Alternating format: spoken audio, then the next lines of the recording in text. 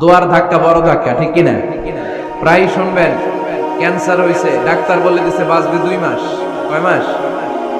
এরপর আমি দেখছি লোকটা 8 বছর বেঁচেছে। কয় বছর?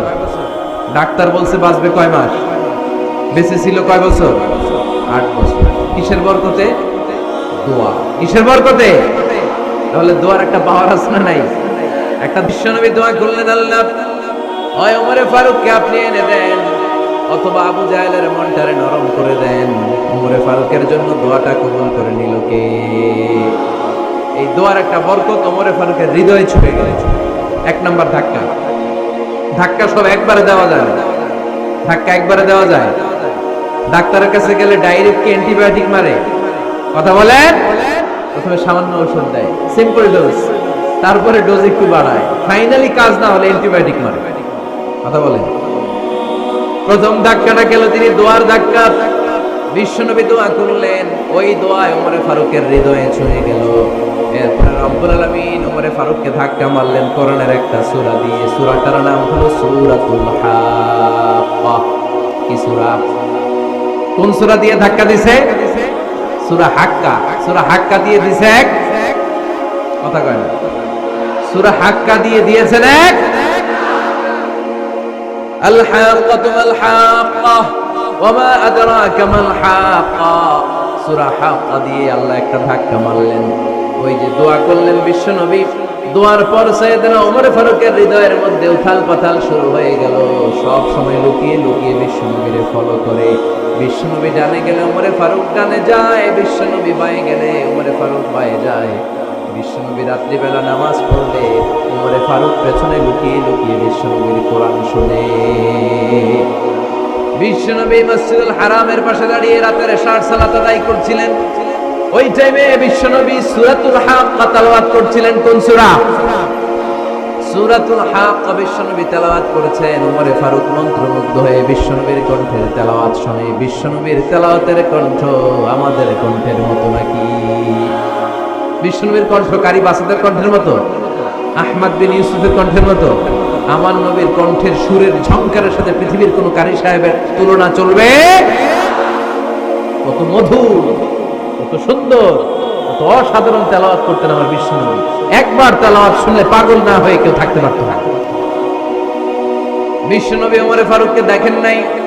ওমরে ফারুক লুকিয়ে লুকিয়ে বিশ্বনবীরে ফলো করে। বিশ্বনবী এশার সালাতে সূরা হাক্কা তেলাওয়াত করতে আরম্ভ করলেন। তেলাওয়াত করতে করতে করতে করতে বিশ্বনবী সামনের দিকে যেতে লাগলেন। বিশ্বনবীর চমৎকার কণ্ঠের তেলাওয়াত শুনে ওমরে ফারুক মুগ্ধ হতে লাগলো। ওমরে ফারুক অবাক, কিরে এত সুন্দর শব্দের গাঁথনি, এত সুন্দর বাক্য, এত সুন্দর অন্তমিল, এত সুন্দর কথা, এটা কবিতার মতো লাগে। মনে হয় মুহাম্মদ কবি হয়ে গেছে। কি হয়ে গেছে? সবাই বলে মনে হয় মুহাম্মদ কবি হয়ে গেছে, কাব্য প্রতিভা দিয়ে নিজেই কবিতা বানাইছে। ওমরে ফারুক যখন মনে মনে ভাবলেন এগুলো মনে হয় মুহাম্মদ কবিতা পড়ে, মুহাম্মদ মনে হয় কবি হয়ে গিয়েছে। ইন দা মিন টাইম বিশ্বনবী তেলাওয়াত করছিলেন সূরা হাক্কা থেকে, ওয়া মা হুয়া বিকাউলি শাইরিন ক্বালিলাম মা তুমিনুন। এর অর্থ হলো এটা কোনো কবির বানানো কবিতা নয়, তোমরা অল্প সংখ্যক লোকই এই কোরআনের উপরে ঈমান আনো। সুবহানাল্লাহ পড়েন। বিশ্বনবী ওমরে ফারুককে দেখছে নাকি? কথা কয় না। দেখেছে? বিশ্বনবীর মতো তেলাওয়াত করে যাচ্ছে। ওমর ফারুক যখন মনে করলেন কিরে এই কথাগুলো এত সুন্দর, এটা মনে হয় কবিতা। ইন দ্য মিন টাইম বিশ্বনবী যে আয়াতটা তেলাওয়াত করছিলেন, কোইন্সিডেন্টলি দৈবাত মিলে গিয়েছে। ওই আয়াতের অর্থ ছিল এটা কোনো কবির বানানো কবিতা না, খুব অল্প সংখ্যকই তোমরা ঈমান আনো। এবার তো ওমর ফারুক আটকে উঠলেন, ঘটনা কি? আমি মনে মনে ভাবলাম মুহাম্মদ কবি, আর যেটা পড়তেছে এটা কবিতা, কিন্তু মুহাম্মদ আমার দেখেও নাই, কিন্তু বলতেছে এটা কবির বানানো কবিতা না। তাহলে মুহাম্মদ মনে হয় গণক হয়ে গেছে। কার মনে কি চলে না দেখেই বলতে পারে। নাউজুবিল্লাহ পড়বেন না? ওমর ফারুক এবার মনে মনে ভাবে মুহাম্মদ তাহলে কবি না, আগেরটা ভুল ধারণা আমি করেছি। মুহাম্মদ কবি নয়, মুহাম্মদ হলো গণক। আওয়াজ করে পড়েন না আউযুবিল্লাহ। মুহাম্মদ মানুষের মনে কি চলে গণনা করে সব টের পেয়ে যায়, সব বুঝতে পারে। বিশ্বনবী তখন যে আয়াতটা তেলাওয়াত করছিলেন সেটা হলো ওয়ালা বিকাউলি কাহিনিন কলিলাম মা তাযাক্কারুন। বিশ্বনবী তখন যে আয়াতটা তেলাওয়াত করছিলেন এই আয়াতের অর্থ হলো এটা কোনো গণকের বানানো কথা নয়, খুব অল্প সংখ্যক লোকই তোমরা উপদেশ গ্রহণ করো। বিশ্বনবী ওমর ফারুককে দেখে, কথা কয় না, দেখে না, কিন্তু মিলে যাচ্ছে। ওই আয়াতের পরের আয়াতটা ছিল এটা গণকের বানানো কোনো গণনা নয়, খুব অল্প সংখ্যকই তোমরা ঈমান আনো। এবার তো ওমর ফারুক বেহুশ। হায় হায়, প্রথমে ভাবলাম কবিতা, সে পড়ে যাচ্ছে না কবির বানানো কবিতা না। এরপর মনে মনে ভাবলাম মনে হয় গণক, সে বলে না এটা গণকের বানানো গণনা নয়। তাহলে এটা কি? এটা কি? কি এটা? কি পড়ে মুহাম্মদ, যার কণ্ঠের তেলাওয়াত শুনলে মানুষ পাগল হয়ে যায়। বিষ্ণুনবী তখন পড়তে আরম্ভ করলেন তানজিলুম মির রাব্বিল আলামিন। এর মানে হলো এটা কবিতা না, এটা গণকের বানানো গণনা না, মানুষের বানানো কিচ্ছু না, এটা গোটা বিশ্বের রব আল্লাহ পাকের বাণী। সুবহানাল্লাহ পড়ে। এই 2 নাম্বার ডোজ করলো। প্রথম ডোজ করছে দোয়ার ডোজ। প্রথম ডোজ কিসের? দোয়া। 2 নাম্বার সূরা হাক্কা দিয়ে আল্লাহ দিলেন এক ধাক্কা। এই সূরা হাক্কার ওই ঘটনার পর ওমর ফারুক তো পাগল, পাগল পড়া। কি ঘটে গেল আমার সাথে ওই দিন? আমি মনে মনে যা ভাবি সব মুহাম্মদ বুঝে। আল্লাহ 2 নাম্বার ডোজ দিলেন সূরা হাক্কা দিয়ে এক ধাক্কা। সুবহানাল্লাহ পড়েন। এরপর ওমর ফারুক প্রায় বিশ্বনবীর কথা ভাবেন, বিশ্বনবী কোথায় যান লুকিয়ে লুকিয়ে দেখেন। এবার রব্বুল আলামিন ভাবলেন এবার সূরা তাহা দিয়ে আমি 3 নাম্বার ডোজ দিয়ে দিব। পড়েন সুবহানাল্লাহ। এবার 3 নাম্বার ডোজ পাবেন, কিন্তু শয়তান ওয়াসওয়াসা দিচ্ছে, ওমর ফারুক যাও, মক্কায় ঘোষণা হয়েছে মুহাম্মদের কল্লা এনে দিতে পারলে এত এত স্বর্ণ মুদ্রা। শয়তানের ওয়াসওয়াসায় আবার ভুল পথে হাঁটতে লাগলেন সাইয়েদনা ওমর। নাঙ্গা তরবারি নিয়ে বিশ্বনবীর মাথা কাটার জন্য বের হয়ে গেলেন। বনু জাহারা গোত্রের একটা লোক বলে ওমর তুমি কোথায় যাও? ওমর ফারুক বলেন মুহাম্মাদের কল্লা কাটার জন্য যাচ্ছি। পড়েন নাউজুবিল্লাহ। আবু জাহারা গোত্রের লোক বলে তুমি মুহাম্মাদের কল্লা কাটতে যাও? আরে তোমার বোন ফাতিমা বিনতে খাত্তাব আর তোমার বোনের জামাই সাঈদ, এরা তো দুজন কালিমা পড়ে মুসলমান হয়ে গেছে। আরে মুহাম্মাদের কল্লা পরে কেটো, আগে ঘর সামলাও। যে ওমর, আগে ঘর সামলাও, পরে তুমি মুহাম্মাদের কল্লা কাটতে যাও। ওমর ফারুক রেগে গেলেন, রাস্তা ঘুরিয়ে বাড়ির দিকে চলতে আরম্ভ করলেন। রাগে তিনি গড়গড় করছেন। ওমর ফারুকের বোন ফাতিমা বিনতে খাত্তাব, বোনের জামাই সাঈদ, তাদের দুইজনকে খাব্বাব রাদিয়াল্লাহু তাআলা সূরা তাহা ঘরের ভিতরে তেলাওয়াত করে শোনাচ্ছিল। পড়েন সুবহানাল্লাহ। সূরা তাহা দিয়ে আল্লাহ একটু করে ধাক্কা মারবে আরেকটা। ওমর ফারুক যখন আসলেন, ওমর ফারুকের আওয়াজ শুনে খাব্বাব রাদিয়াল্লাহু তাআলা লুকিয়ে গেলেন। ওমর ফারুক দরজার মধ্যে কড়া নাড়লেন। বোন বলে কে তুমি? সাইয়েদনা ওমর বললেন আমি ওমর। খুলে দেওয়া হলো। ঘরের ভেতরে ঢুকেই কথা নাই বার্তা নাই, নিজের আপন বোনকে মারতে শুরু করলো ওমর। বোন জামাইকে আঘাত করতে শুরু করলো। মারতে মারতে নিজের কলিজার টুকরা বোনকে, বোনের জামাইকে সাইয়েদনা ওমর ফারুক পিটাতে পিটাতে রক্তাক্ত করে ফেললেন। গা দিয়ে ফিনকি বের হয়ে যখন রক্ত বের হয়, সাইয়েদনা ওমর ফারুকের দিলের মধ্যে মায়া তৈরি হয়ে যায়। সাইয়েদনা ওমর ফারুক বললেন আমার কলিজার টুকরা বোন আর বোন জামাই, তোরা কেন মুহাম্মাদের কথায় পাগল হলি? বুঝলাম না কেন মক্কার লোকগুলো পাগল পড়া হয়ে সব মুহাম্মাদের দলে চলে যায়। কি এমন কথা মুহাম্মদ তোদের শোনায়, কি এমন বাণী তোদের শোনায় যে বাণী শুনে সব তোরা মুহাম্মাদের দলে চলে গেলি? কি আছে মুহাম্মাদের কাছে? কি কি জাদুটা? কি কি জাদু পেলি সেখানে? আমার একটু দেখা। বোন ফাতেমা বলে না ভাই, ইন্নাকা রিজিস, তুমি নাপাক, লা ইয়ামাসসুহু ইল্লাল মুতাহহারুন, পাক পবিত্র না হয়ে আল্লাহর এই কালামে স্পর্শ করা যায় নাকি? আওয়াজ করে বলেন স্পর্শ করা যায়? ভাই তুমি গোসল করে আসো, তাহলে তোমার হাতে তুলে দিব, তুমি পড়লেই বুঝতে পারবা কি আছে আল্লাহর এই কোরআনে। সুবহানাল্লাহ পড়েন। সাইয়েদনা ওমর ফারুক গোসল করে আসলেন। বোন এবার সূরা তাহা চামড়ার মধ্যে সূরাতু তাহার কিছু অংশ লিখে খাব্বাব রাদিয়াল্লাহু তাআলা লুকিয়েছিলেন ওনার হাত থেকে। সূরা তাহার অংশটা নিয়ে সাইয়েদনা ওমর ফারুকের বোন ওমর ফারুকের হাতে দিয়ে বলল ভাই তুমি আসার আগে এই অংশটা সবাই মিলে তেলাওয়াত করছিলাম। ওমরে ফারুকের হৃদয়টা তখন একেবারে নরম, কারণ আগে ধাক্কা খাইছে কয়টা, জোরে বলতে হবে। প্রথম ধাক্কাটা কিসের? হ্যাঁ, দ্বিতীয়টা হাক্কা, সূরার নাম হাক্কা দিয়ে দিয়েছেন আল্লাহ ধাক্কা। এবার দিবে সূরা তহার ধাক্কা। ওমরে ফারুক হাতে নিলেন, খুব ভালো আরবি জানতেন, চমৎকার আরবির অর্থ বুঝতেন, কারণ আরবি ভাষাভাষী মানুষ। হাতে নিয়ে নজর দেওয়ার পরে ওনার চোখ দিয়ে দাঁড় দাঁড় করে পানি বের হয়ে গেল। ওমরে ফারুক আয়াতগুলোর দিকে তাকিয়ে পড়তে আরম্ভ করলেন। তাহা মা আনজালনা আলাইকাল কুরআনা লিতাশকা ইল্লা তাযকিরাতান লিমান ইয়াখশা তানজিলাম মিম্মান খালাকাল আরদা ওয়াস সামাওয়াতি উলা। পড়েন সুবহানাল্লাহ। উনি পড়তে আরম্ভ করলেন, তাহা মা আনজালনা আলাইকাল কুরআনা লিতাশকা, এই কোরআনকে হতভাগা জাতি হিসেবে থাকার জন্য তোমাদের উপর নাজিল করি নাই। তানজিলাম মিম্মান খালাকাল আরদা ওয়াস সামাওয়াতি উলা, এটা ওই রবের পক্ষ থেকে, ওই সত্তার পক্ষ থেকে নাজিল হয়েছে, যেই রব জমিন তৈরি করেছেন, যেই রব বিশাল সুবিশাল আকাশও তৈরি করেছেন। সুবহানাল্লাহ। সূরা তহার এই চমৎকার অসাধারণ শব্দ গাঁথনি দিয়ে এই আয়াতগুলো যখন পড়তে আরম্ভ করলেন, ওমরে ফারুক আর নিজের উপর ব্যালেন্স রাখতে পারলেন না, আর ধরে রাখতে পারলেন না। এবার ডাইরেক্ট অ্যাকশন। এবার কি? এবার কি?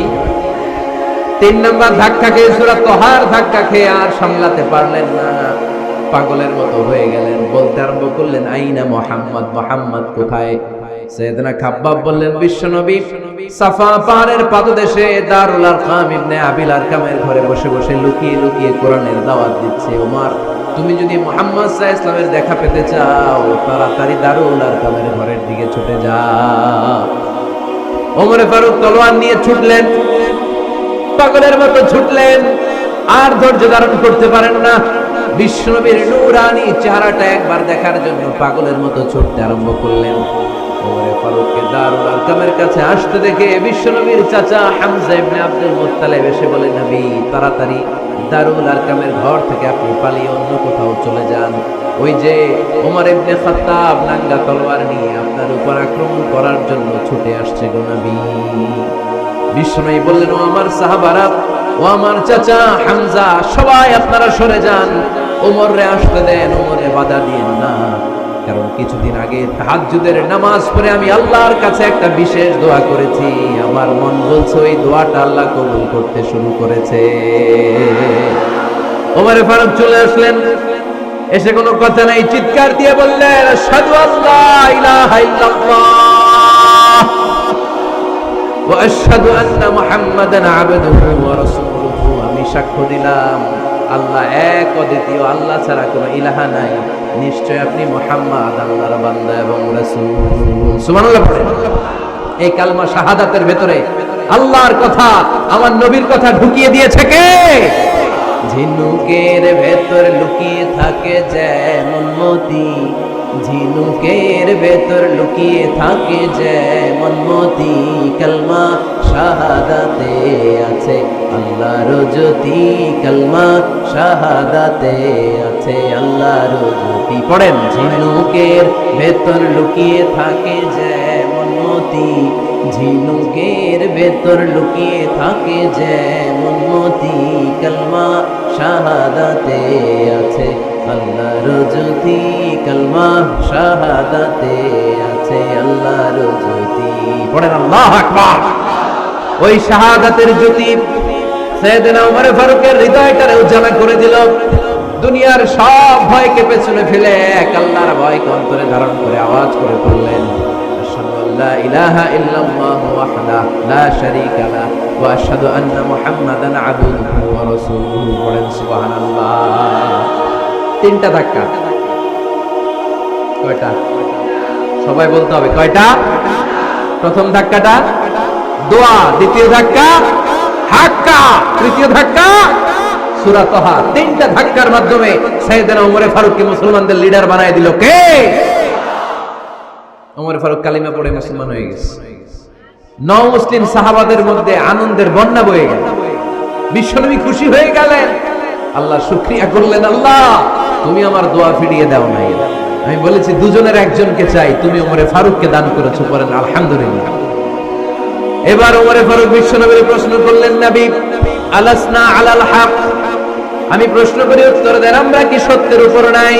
বিশ্বনবী বললেন, বালা ওমর, আমরা এই সত্যের উপরে আছি। আমাদের কোরআন কি সত্য নয়? বিশ্বনবী বললেন, কোরআনও সত্য। আমাদের রব আল্লাহ কি সত্য নন? বিশ্বনবী বললেন, সত্য। ওমরে ফারুক বললেন, তাহলে ফিমাল ইখতিফা, তাহলে লুকিয়ে লুকিয়ে আর গোপনে দাওয়াতি কাজ কেন? আপনি সত্য নবী, কোরআন সত্য কিতাব, আমার রব আল্লাহ সত্য, আর আমি ওমর কালিমা পড়ে মুসলমান হয়ে গিয়েছি, তাহলে ফিমাল ইখতিফা, আর লুকিয়ে লুকিয়ে কোরআনের দাওয়াত দিবেন কেন? বের হন, মক্কার শহরের মাঝখানে চলে আসেন, চিৎকার করে আমরা আল্লাহর নামের ঘোষণা দেব। বিশ্বনবী বললেন, না ওমর,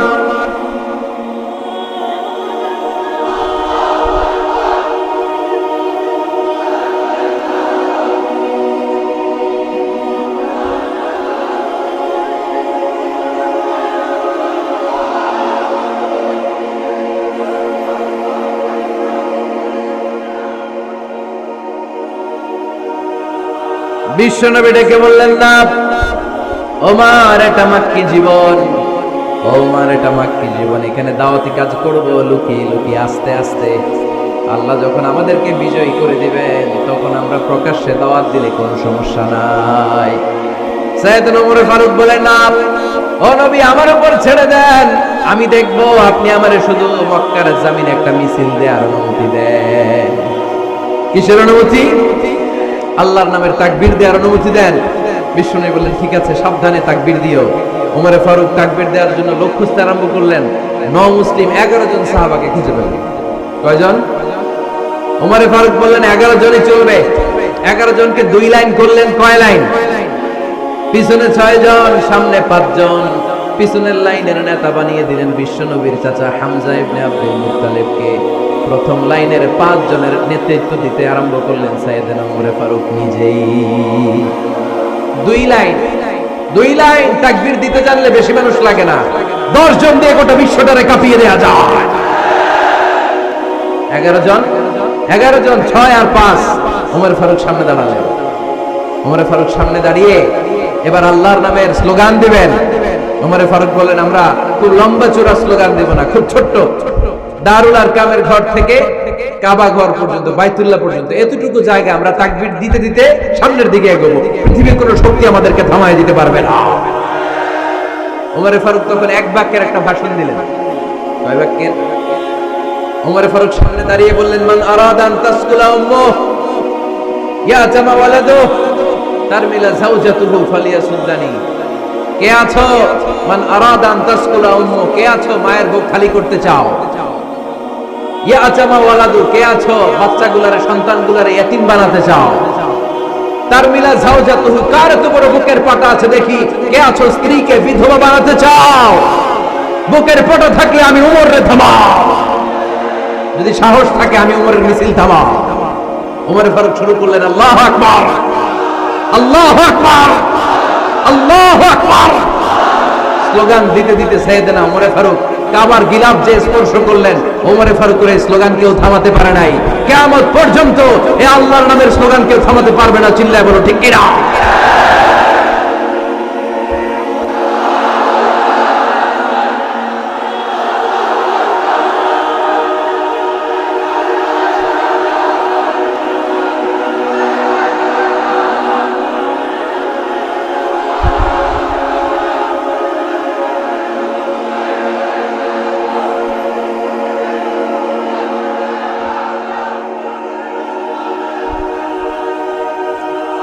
ওমর ফারুকের স্লোগান সেদিন মক্কায় কেউ থামাইতে পারছিল?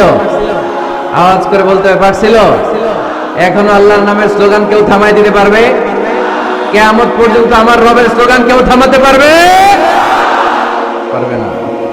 ওমর ফারুক স্লোগান দিলেন, আবু জাহেল, উতবা, শাইবা, ওয়ালিদ ইবনে মুগীরা আল্লাহু আকবার ধ্বনি শুনে বাইরে আসছে। কিরে এত বড় স্লোগান, আমাদের কাছ থেকে পারমিশন নেয় নাই, অনুমতি নেয় নাই। অনুমতি নেওয়া ছাড়াই স্লোগান শুরু। বের হয়ে দেখে মিছিলের সামনে ওমর। ওমরে ফারুককে দেখে আবু জাহেল দিছে এক দৌড়, উতবা দিছে আরেক দৌড়, সাহেবা দিছে বহু দৌড়। সুবহানাল্লাহ পড়বেন না? এজন্য ওমর বেশি লাগে না, ওমর লাগে একজন। চিল্লায় বলতে হবে ওমরে ফারুক লাগে কয়জন?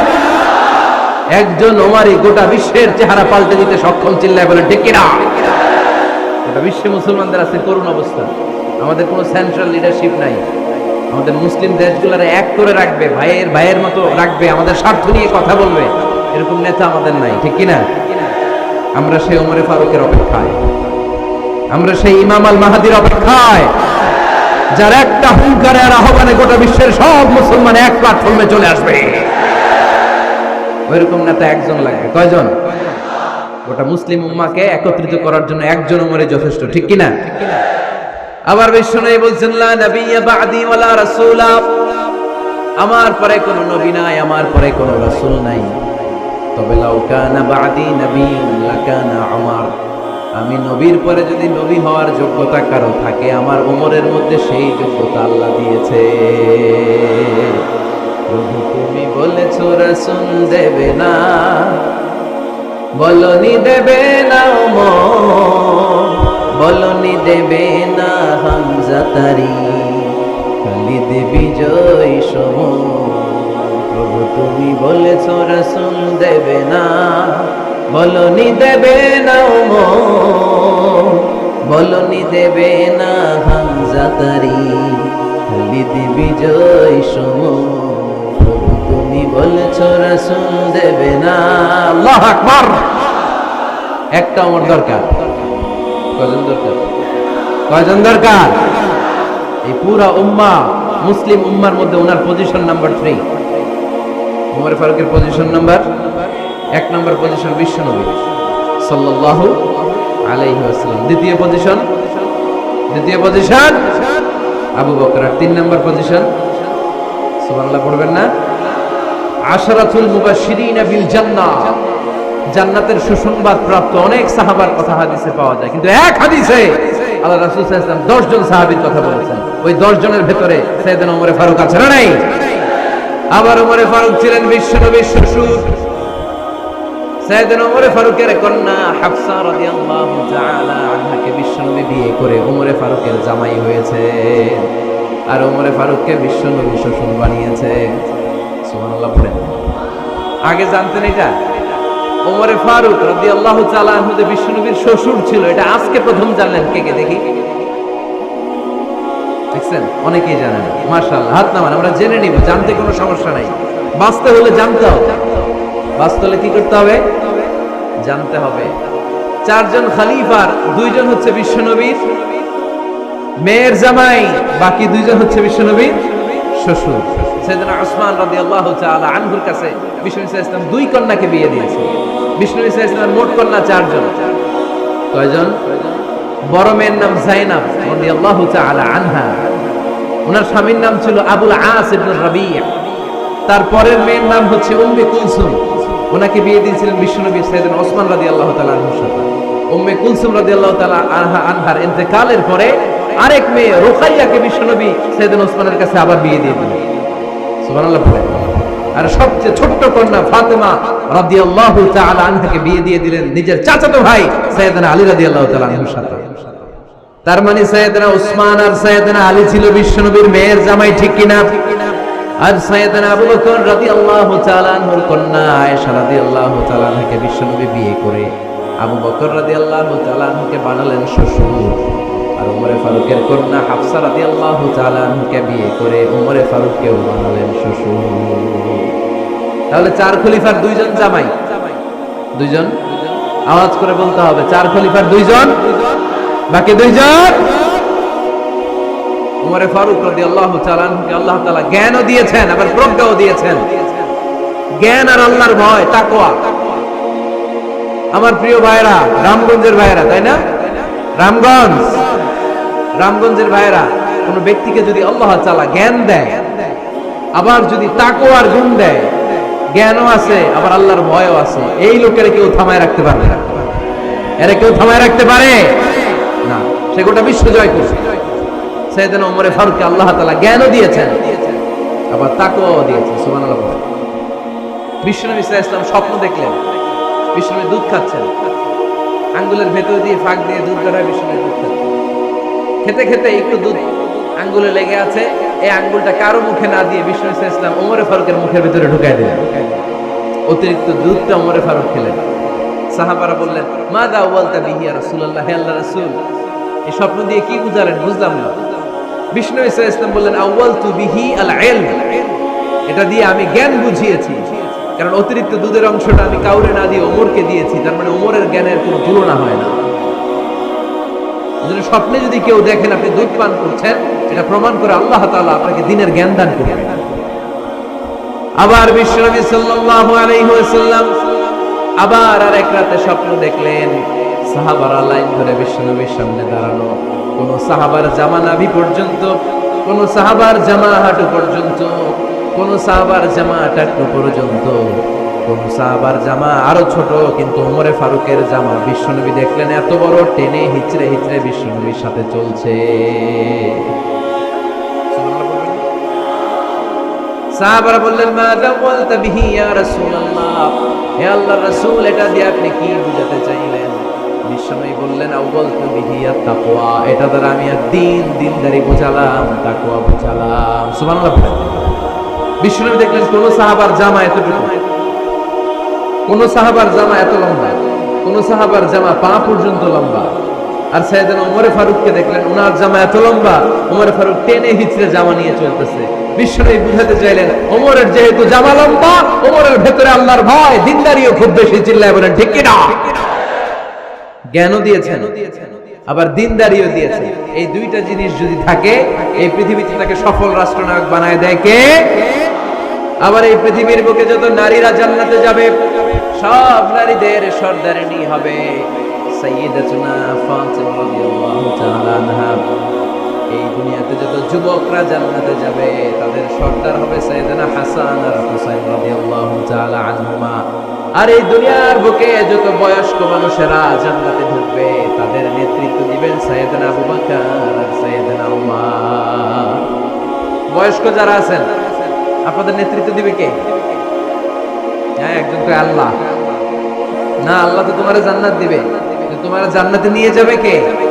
সাইয়েদনা আবু বকর, সাইয়েদনা উমর। আর ইয়াং যারা তোমরা এসেছো, তোমরা যখন জান্নাতে ঢুকবে, তোমাদের লিডারশিপ নিবে কে? হাসান আর হুসাইন রাদিয়াল্লাহু তাআলা আনহুমা। আর নারীরা যারা জান্নাতে প্রবেশ করবে, এই নারীদের নেতৃত্ব দিবে বিশ্বনবীর কলিজার টুকরা, নয়নের পুতুলি সাইয়্যিদাতুনা ফাতিমা রাদিয়াল্লাহু তাআলা। সুবহানাল্লাহ পড়বেন না? ওমরে Farooq the superhero of Muslim উম্মাহ। আমরা কাদেরকে সুপার হিরো বানায় রাখছি আমরা জানি না। এই নায়ক নায়িকা, গায়ক গায়িকা, মডেলরা, চোখ ধাঁধানো গ্ল্যামার নিয়ে যারা চলে, এরা আমাদের মডেল নয়। আমাদের মডেল সাইয়েদনা ওমরে ফারুক। ঠিক কিনা? ঠিক কিনা? ওমরে ফারুক মসজিদে নববীর খতিব, খুতবা দিচ্ছেন। আপনারা কথা শুনতেছেন? কষ্ট হচ্ছে? কষ্ট হচ্ছে কার কার দেখি? তোমার? আরে বাইদা রাখেন রশি দিয়ে এই জায়গায়। বেশি লাফালাফি করতেছ, আর লাফাবা না, ঠান্ডা মাথায় শোনো। ওকে, ভালো ছিল, থাক, বাধার দরকার নেই, এমনি বসে থাকবে। মনোযোগ আছে না গেছে? আছে? আর কয়েক মিনিট শুনবেন না? আচ্ছা। ওমরে ফারুক রাদিয়াল্লাহু তাআলা আনহু জুমার খুতবা দিচ্ছেন। ওঠা বসা করলে আমি আলোচনা বন্ধ করে দেব। নো ওয়ে, নো ওয়ে, কেউ উঠতে পারবে না। সময় দিয়েছিলাম 1 মিনিট। যার উঠে যেতে মনে চায়, সকাল থেকে বসে আছেন, ওয়াশরুমে যাবেন, যান, সময় দিলাম, এরপরে উঠা বসা কেন? আবার একজন উঠতে পারবে না। এদেরকে টাইনা নামানতে বসান, টান দেন, জামা ধরে টান দেন। হ্যাঁ, টানেন, হ্যাঁ ঠিক আছে, আরো জোরে বসান, টাইনা বসান।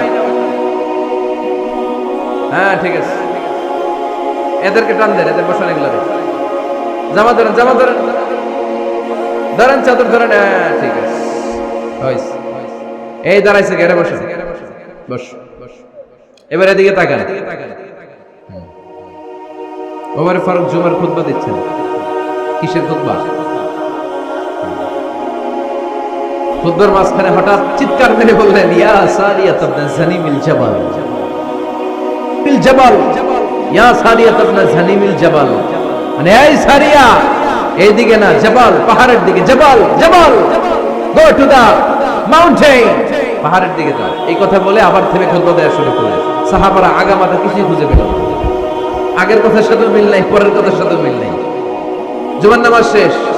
সাহাবারা বললেন, আমিরুল মুমিনিন, খলিফাতুল মুসলিমিন ওমর ফারুক জুমার খুতবা দেওয়ার সময় হঠাৎ চিৎকার মেরে বললেন, ইয়া সারিয়া ইবনে জানিমিল জাবাল। আপনার এই বাক্যের সাথে আপনার খুতবার আগের কথার কোনো মিল পেলাম না, পরের কথারও কোনো মিল পেলাম না। আপনি বুঝিয়ে বলেন, কেন বলেছেন আমরা তো বুঝলাম না। সাইয়েদনা ওমর ফারুক বলেন, আমি যখন জুমার খুতবা দিচ্ছি হঠাৎ আমার চোখের মধ্যে ভেসে উঠলো ওই যে গত কয়েক মাস আগে আমি আমার মুসলিম সেনাপতিকে ইরানে, পারস্যে, ওই ইরানের বিশাল রাজ্যে যুদ্ধের জন্য পাঠিয়েছি। আমি দেখলাম যুদ্ধের একটা ভয়ঙ্কর মুহূর্তে আমার মুসলিম সেনাপতি ভুল দিকে চলতে আরম্ভ করেছে। বাম দিকে তার পাহাড়, ডান দিকে উপত্যকা। ডান দিকে যদি সে চলে যায়, উপত্যকায় চলে যায়, শত্রু বাহিনীর হাতে ধরা খেয়ে সব মারা যাবে। আর আমার সেনাপতি যদি মুসলিম বাহিনীকে নিয়ে পাহাড়ের উপর উঠে যায়, আল্লাহর মেহেরবানিতে এই যুদ্ধে তারা জয়লাভ করবে। এজন্য আমি মসজিদের মিম্বারে দাঁড়িয়ে রব্বুল আলামিন আমার চোখের সামনে ওই যুদ্ধক্ষেত্রের দৃশ্যপটটা তুলে ধরেছে, ওইটা দেখে আমি এখানে দাঁড়িয়ে আমার সেনাপতিকে কমান্ড দিয়েছি। পড়েন সুবহানাল্লাহ। যেন কোনো মানুষ না, এটা জুমার মিম্বারে দাঁড়িয়ে 1000 কিলোমিটার দূর পারস্যে কি হচ্ছে সেটাও দেখতে পেতেন আল্লাহর মেহেরবানিতে। সুবহানাল্লাহ পড়েন। সাহাবারা বিশ্বাস করে নিলেন, কিন্তু মুনাফিক টাইপের যেগুলো, এগুলো বলে এটা আবার কেমন কথা, উনি আছেন মদিনার মিম্বারের মধ্যে দাঁড়িয়ে, হাজার হাজার কিলোমিটার দূরে কি হচ্ছে উনি দেখবেন কেমনে। এরা বিশ্বাস করলো না। সাহাবারা সবাই বিশ্বাস করলো, মুনাফিক গুলো বিশ্বাস করলো না। তারা মনে মনে ভাবলো, এই মুসলিম সেনাপতি বিজয়ের বেশে যেদিন মদিনায় আসবে, আমরা মদিনার উপকণ্ঠে দাঁড়িয়ে থাকবো, ওদেরকে জিজ্ঞেস করবো এমন এমন দিন ওমরে ফারুকের কণ্ঠের কোনো আওয়াজ শুনতে পেরেছিলে কিনা। বিজয়ী বেশে সাহাবারা যখন ফিরে আসতো, সব মুমিনরা আহলান ওয়া সাহলান জানাতে ওনাদেরকে রিসিভ করতে যেত, মুনাফিক গুলো যেত না। কিন্তু ওই দিন মুনাফিকরা সবার আগে যায় হাজির। মুসলিম সেনাপতি যখন ঢুকলো, জিজ্ঞেস করলো, মুসলিম সেনাপতি, এত দিন আগের কথা, জুমার দিন দুপুর বেলা যুদ্ধক্ষেত্রে হঠাৎ করে আমিরুল মুমিনিনের কোনো কথা তুমি তোমার কান দিয়ে শুনতে পেরেছিলে কিনা বলো। সেনাপতি বলল, তোমরা কেমন করে বুঝলা, কেমন করে তোমরা জানলা? তোমরা ঠিকই জেনেছো, ঠিকই ধরেছো, ঠিকই বলেছো। যুদ্ধের কঠিন মুহূর্তে ভুল করে আমি উপত্যকার দিকে মুসলিম বাহিনীকে নিয়ে ছুটতে আরম্ভ করেছিলাম। হঠাৎ করে আমিরুল মুমিনিনের একটা কণ্ঠ আমার কানের ভেতরে ভেসে আসলো। আমি শুনতে পেলাম, ইয়া সারিয়া ইবনে জানিমিল জাবাল, ডান দিকে উপত্যকার দিকে যেও না, তাড়াতাড়ি বাম দিকে পাহাড়ের উপর চড়ে যাও। শুনেছি আমি, আমার নিজ কানে শুনেছি, তোমরা কি করে জানলে? আমি নিজে শুনেছি। সেদিন আমিরুল মুমিনিনের এই ইনস্ট্রাকশন, এই গাইডলাইন যদি আমরা ফলো করতে না পারতাম, শত্রু বাহিনীর হাতে আমরা কচু কাটা হতাম। আমাদের চেহারা, আমাদের আত্মীয় স্বজনরা তোমরা কেউ দেখতে পেতে না। পড়েন সুবহানাল্লাহ। This is our super hero. আমাদের সুপার হিরোর নাম কি? চিল্লায় বলতে হবে, ওমরে ফারুক রাদিয়াল্লাহু তাআলা আনহু। এভাবে গাইডলাইন দিয়েছেন, এভাবে ইনস্ট্রাকশন দিয়েছেন। ওমর ফারুকের ব্যাপারে বিশ্বনবী বলেছেন, আশাদ্দুহুম ফি আমরিল্লাহি উমর, আল্লাহর জমিনে আল্লাহর দ্বীন বাস্তবায়নের ক্ষেত্রে আমার ওমরে ফারুকের চাইতে কঠিন কেউ ছিল না। এজন্য ওমরে ফারুককে মুনাফিকরা জমের মতো ভয় পেত। কারা ভয় পেত? এমনকি শয়তানও ভয় পেত। সুবহানাল্লাহ পড়েন। বিশ্বনবী বলতেন, মা লাকিয়াকা শাইতানু সালিকান ফাজ্জান ইল্লা সালাকা ফাজ্জান গায়রা ফাজ্জিন। ওমর, তোমার যদি ইবলিস শয়তান এই রাস্তা দিয়ে হেঁটে আসতে দেখে, ইবলিস শয়তান এই রাস্তা রেখে দিয়ে অন্য রাস্তা দিয়ে হাঁটে। ওমর তুমি যদি এই রাস্তা দিয়ে হাঁটো, শয়তান জীবনে ওই রাস্তা দিয়ে হাঁটবে না, এই রাস্তা দিয়ে আরেক রাস্তা দিয়ে হাঁটে। সুবহানাল্লাহ কইতে বললেন না? আল্লাহর হাবিব সাল্লাল্লাহু আলাইহি ওয়াসাল্লামের স্ত্রীরা মাঝে মাঝে রাসূল সাল্লাল্লাহু আলাইহি ওয়াসাল্লামের কাছে বায়না ধরতেন, নবী আমাদেরকে এইটা দেন, ওইটা দেন, আমাদের ঘরে এইটা নাই, ওইটা নাই। বিশ্বনবীকে আমার কাছে কিচ্ছু নাই, থাকলে এমনি থাকো, নাইলে যাও। কিন্তু বিবিরাও ছাড়ে না, নবী আমাদের এইটা দেন, ওইটা দেন, বায়না ধরছে সব বিবিরা। বিশ্বনবীর স্ত্রী ছিল কয়জন? হ্যাঁ, কয়জন? 11 জন। দাসী 2 জন, সব মিলে 13 জন। 11 স্ত্রী ধরছে, নবী এটা দেন, ওইটা দেন। বিষ্ণু বলে কিছু নাই, স্ত্রীরাও ছাড়ে না। ইন দ্য মিন টাইম বিষ্ণুনবী হঠাৎ একটা সালাম শুনতে পেলেন। কে যেন দরজার মধ্যে এসে দাঁড়িয়ে নক দিচ্ছে আর বলছে আসসালামু আলাইকুম ওয়া রাহমাতুল্লাহ। বিষ্ণুনবী সালামের উত্তর দিলেন ওয়া আলাইকুমুস সালাম ওয়া রাহমাতুল্লাহ। আর বিষ্ণুনবী বুঝতে পেলেন এটা সাইয়েদনা ওমর ফারুকের কণ্ঠ। কার কণ্ঠ? সালামের উত্তর দিয়ে বিবিদের দিকে তাকায় দেখে একটা বিবিও নাই, সব অন্দরমহলে দৌড়। সুবহানাল্লাহ কইবেন না? এটারে ভয়ের কারণে দৌড় এটা বলে না, শ্রদ্ধার কারণে, তার হাইবাতের কারণে। হাইবাত পার্সোনালিটি, এটাকে বলে হাইবাত ওমর। ওমর ফারুকের হাইবাত পার্সোনালিটি এত স্ট্রং ছিল, ওনাকে দেখলেই মানুষ ভয় পেত, ইসলামের জন্য ভয়। সুবহানাল্লাহ পড়তে হবে। বিশ্বনবীর কলিজার টুকরা স্ত্রী আম্মা জান আয়েশা রাদিয়াল্লাহু তাআলা আনহা, উনি নিজে ওমর ফারুককে ভয় পেতেন, নিজেও ভয় পেতেন। মাঝে মাঝে বিষ্ণুনবীর সাথে ঝগড়া হয়ে গেলে, মধুর ঝগড়া, ভালোবাসার ঝগড়া যদি হয়ে যেত, বিষ্ণুনবী বলতেন আয়েশা চলো মিটমাট করে ফেলো, ঝগড়া করার কয়দিন থাকো, চলো মিটমাট করি। তো মিটমাট করার জন্য রাজি আছো? আম্মা জান আয়েশা বলতেন হ্যাঁ রাজি আছি। তো কারে আনা যায়? ওমর রে ডেকে আনি মিটমাট করার জন্য। আয়েশা রাদিয়াল্লাহু তাআলা আনহা বলে ওরে বাপ রে বাপ, ওমর না না, ওমর খালিজ, ওমরে ফারুকের ভয় লাগে আমার। সুবহানাল্লাহ কইবেন না? বিশ্বনবী যখন বলতেন আয়েশা তাহলে তোমার আব্বুকে ডেকে আনি, আম্মা জান আয়েশা বলতেন ঠিক আছে আব্বুকে ডেকে নিয়ে আসেন। আবু বকর রাদিয়াল্লাহু তাআলা আনহু ডেকে নিয়ে আসেন। আমার আব্বুর মতো নরম দিলের মানুষ আমি জীবনে দেখি না। আবু বকর রাদিয়াল্লাহু তাআলা খুব নরম দিলের লোক ছিলেন, তার বিপরীতে ওমরে ফারুক ছিলেন খুব কঠিন মেজাজের। দুইটাই লাগে, কথা কোন? নরমও যেমন লাগে, গরমও লাগে। নরম গরমের সমন্বয় দরকার আছে না নেই? আর সুপার হিরো ওমর ফারুক রাদিয়াল্লাহু তাআলা আনহু।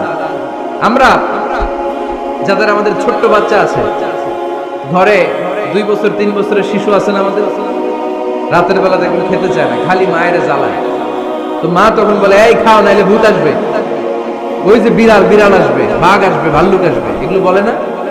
এগুলো বলে ভুলিয়ে বালিয়ে বাচ্চাকে ভয় দেখে খাওয়াতে চায়। লক্ষ্মীপুরে আপনারা কিসের ভয় দেখান? হ্যাঁ, ভূতের। কিসের কিসের? বাঘের, কালা বিলাই, কালাচান। আচ্ছা, তো এই যে বাঘ আসবে, ভাল্লুক আসবে, এই তাড়াতাড়ি খাও, বাঘ আসবে। বাঘের কথা শুনলে বাচ্চারা খেয়ে ফেলে ভয়। এই ভূত আসলে, ভূত তাড়াতাড়ি খা, না খাইলে ভূতে ধরবে তো, খা। সাথে সাথে খায়। মদিনাতে যখন ওমরে ফারুক রাদিয়াল্লাহু তাআলা আনহু মদিনার খলিফা, তখন মদিনার বাচ্চারাও মাদেরকে এরকম জ্বালাতো, খেতে চাইতো না। মায়েরা খাবার নিয়ে বাচ্চাদের পেছনে ঘুরতো। তখন মদিনার মায়েরা বাচ্চাদেরকে বলতো তাড়াতাড়ি খাও, হা হুয়া ইয়াতি ওমর, হুয়া ওমর, তাড়াতাড়ি খাও, ওই যে ওমর আসতেছে, ওমর ওমর আসতেছে শুনলেই বাচ্চারা তাড়াতাড়ি খেয়ে ফেলতো, বাঘের মতো ভয় পেত। চিল্লায় পড়েন আল্লাহু আকবার।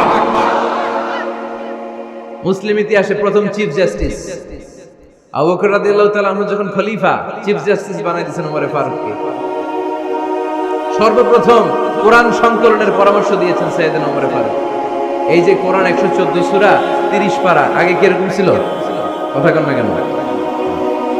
আগে গাছের পাতায় লেখা ছিল, পশুর চামড়ায় লেখা ছিল, ওটের হাড্ডির মধ্যে লেখা ছিল কোরআন।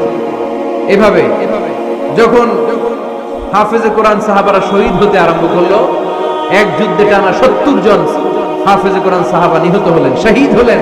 ওমরে ফারুক তখন আবু বকর রাদিয়াল্লাহু তাআলা আনহুর কাছে গিয়ে বলেন, আবু বকর আপনি কোরআন জমা করেন, সব কোরআনের কপিগুলো একসাথে করে এরকম একটা কোরআন করেন। আবু বকর বললেন না, আমার নবী যেটা করেন আমি এটা করতে পারি না।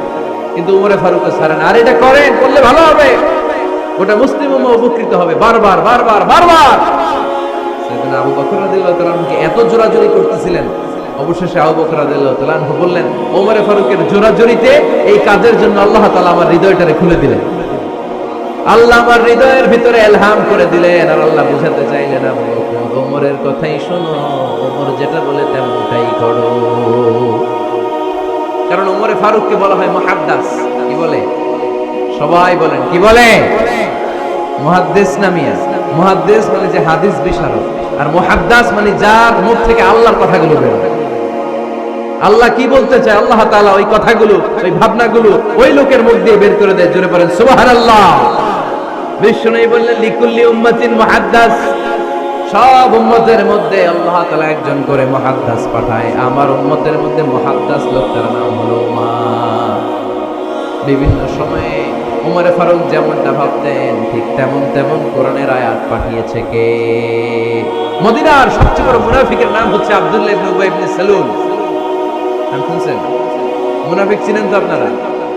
ভিতরে এক বাইরে আরেক। তার নাম সর্দার হচ্ছে আব্দুল্লাহ ইবনে উবাই ইবনে সালুল। ইন্তেকালের পরে তার ছেলে আব্দুল্লাহ এসে বলে, ইয়া রাসূলুল্লাহ, এটা চমৎকার ঘটনা, মনোযোগ দিয়ে শুনুন। ইয়া রাসূলুল্লাহ, আমার আব্বা আব্দুল্লাহ ইবনে উবাই ইবনে সালুল মুনাফিকদের লিডার, আপনিও জানেন আমিও জানি, কিন্তু আমার তো বাবা, আমার কি, আমার তো মায়া লাগে। ইয়া রাসূলুল্লাহ, আমার আব্বা ইন্তেকাল করেছে, আপনার গায়ের একটা জামা খুলে দেন। খুলে দেন, এই জামাটা দিয়ে আমার বাবারে দাফন দিন, আর আপনি যে আমার বাবার জানাজার নামাজের ইমামতি করবেন, আসেন। ওমর ফারুক বললেন, না, আপনি যাবেন না। বিশ্বনবী দয়ার নবী, মায়ার নবী, রহমতের নবী, মায়া লেগে গেছে, আব্দুল্লাহর চোখের পানি দেখে যেতে আরম্ভ করলেন। ওমর ফারুক বললেন, খবরদার, নবী যাবেন না। বিশ্বনবী যাওয়ার জন্য রওনা হলেন। ওমর ফারুক বিশ্বনবীর জুব্বা টেনে ধরলেন। সুবহানাল্লাহ। কোন আমাদের দেশে হইলে কি বলতাম আমরা? বেয়াদবি করছে না? না, সম্পর্কটা এমন ছিল। ওমর ফারুক জুব্বা টেনে ধরেছেন। যখন আল্লাহ আয়াত নাযিল করলেন, ইস্তাগফির লাহুম আও লা তাস্তাগফির লাহুম ওয়া ইন তাস্তাগফির লাহুম ৭০ মাররাতান ফালাই ইয়াগফিরাল্লাহু লাহুম। বিশ্বনবী ওমর ফারুককে সরিয়ে দিয়ে জুব্বাটা হেঁচকা টান মেরে জানাজার নামাজের ইমামতি করে আসলেন। আসার সাথে সাথে ওমর ফারুকের পক্ষে আল্লাহ আয়াত নাযিল করলেন, নবী, ইস্তাগফির লাহুম আও লা তাস্তাগফির লাহুম, আপনি মুনাফিক সর্দারের জন্য ক্ষমা চান কিংবা না চান, জুব্বা দেন কিংবা কাঁদেন, যাই করেন না কেন, ৭০ বারও যদি এই মুনাফিক সর্দারের জন্য আপনি ক্ষমা চান, আমি আল্লাহ আপনার এই দোয়া কবুল করব না। খবরদার, এটাই ফার্স্ট, এটাই লাস্ট। আর কোন মুনাফিকের জানাজা দিতে আপনি যাবেন না। ওমর ফারুকের পক্ষে কোরআনের আয়াত নাযিল করেছে কে?